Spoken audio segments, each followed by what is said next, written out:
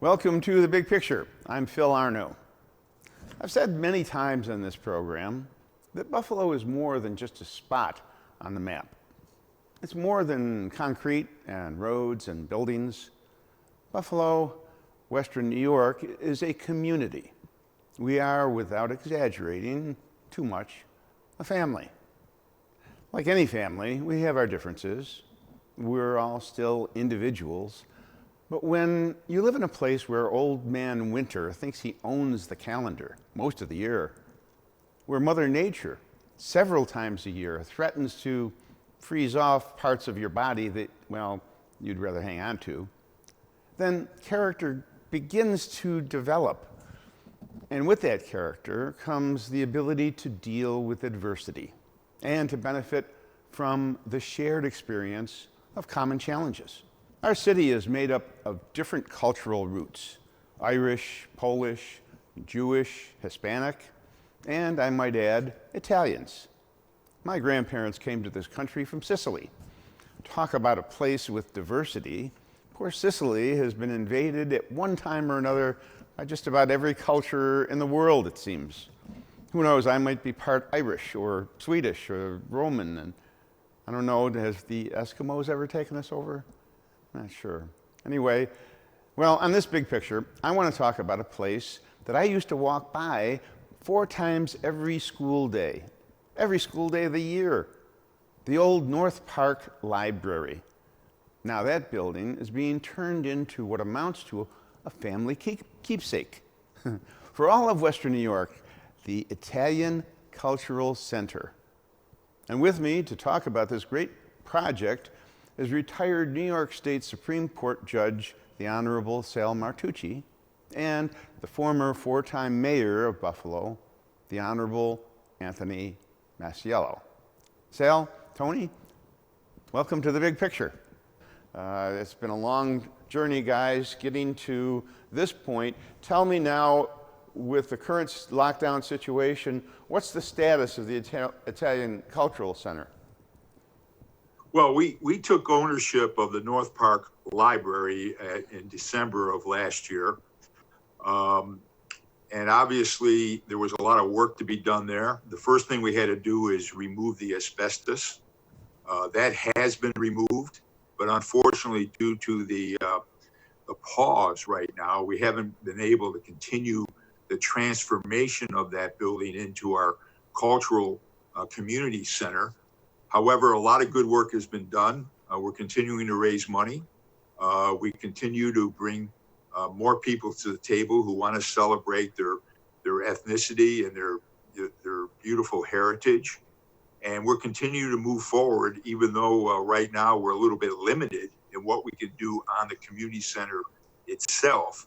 We still are moving forward and trying to continue the dream of Dr. Giacobbe, bring to Western New York an Italian-American Cultural Center where everybody can celebrate their rich Italian history. Now, you know, the Buffalo is made up of several cultures. We have, you know, the Polish community, the Irish, the Italians, the Jews. We're all part of the same neighborhood, okay, the same community. The Italians go back to the early 1900s. I mean, my grandparents came over around that time, and there's a real contribution to the history of Buffalo and a lot of the architecture. I know the North Park Library, I used to walk by that every day at the intersection of Delaware and Hurdle. I used to go to Public School 21, which was just a block away. And that's a beautiful building. And it was built in the 1920s, mid-1920s.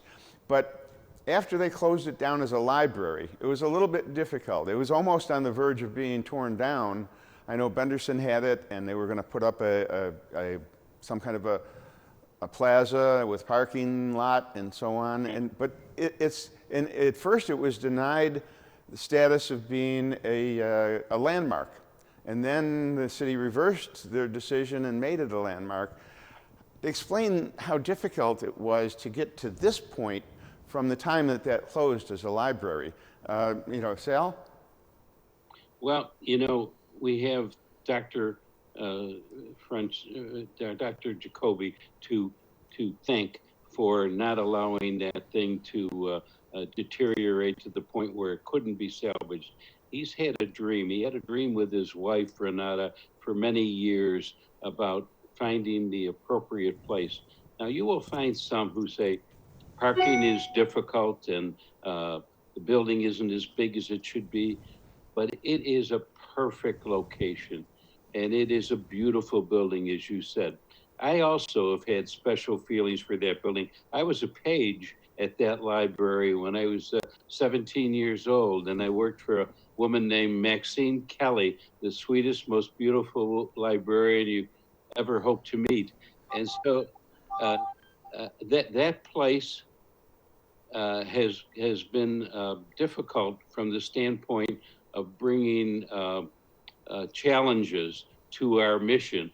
But we will overcome, as some great people, including Martin Luther King, have said in the past. We're going to make that a special place. And you pointed to something that I really have to comment on. You said that Buffalo has rich cultures, and one of the things that I see as a symbiosis between Italy and Buffalo is exactly that. We have this, if you talk about Italians, you talk about the Sicilians, and you talk about the Napolitans, you talk about the Abruzzese. And if you talk about Buffalo, you talk about the Irish and the Polish and the African American. So we're sort of melting pots in a sense on a smaller scale just from Italy. And we bring those rich cultures and we melt them into and meld them with the new cultures around us. And we're all stronger for it, the better we understand one another. And that's what this place is going to be. Yeah. And, Phil, let me weigh in on the community center for a second, because obviously this is a fruition of the dream of Dr. Giacobbe, but there's been a lot of bumps in the road here. But acquiring the North Park Library and saving it from a wrecker's ball, a lot of good people were involved. Former Councilman Michael Licurdo, the late Michael Licurdo, played a huge role. Joel Fioretto, who succeeded him, played a huge role in not only stopping that from happening, but also leading the charge to acquire it from the city of Buffalo and using their political clout and instincts to save the building, but also acquire it for our community center. So we need to recognize, I think, the very good political work of Michael Licurdo and Joel Fioretto. And obviously Mayor Brown was very, very helpful in realizing that building had significant value to North Buffalo and a great history, but certainly had a great reuse in championing the rich cultural history of the Italian American community. So a lot of good people came to the plate to make sure that we did and the community did the right thing in saving that building for the cultural community center.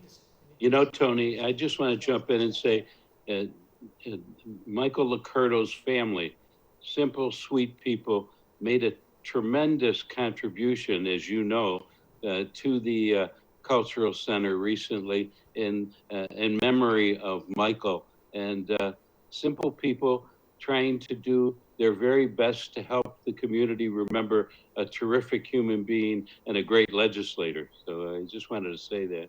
There were so many people who contributed to this, and names, John Vecchio is a fundraiser that's done a great job. Nick Sinatra, Mike Gianlombardo.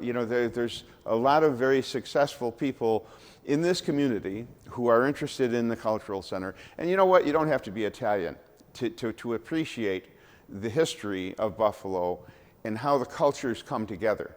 This is one element, but it's a very, very important element. And having the North Park Library turn into a cultural center, even though, as you mentioned earlier, it's not a big building. I think it's 4,000 square feet, but it's a traditional building.